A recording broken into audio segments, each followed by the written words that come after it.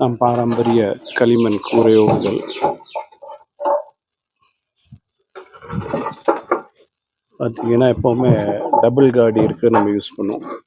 இடத்துல 2 காடி வரும். ஓடு இறக்கிட்டு இருக்காங்க. ஓடு லேயிங் பண்ண ஆரம்பிச்சிட்டோம்.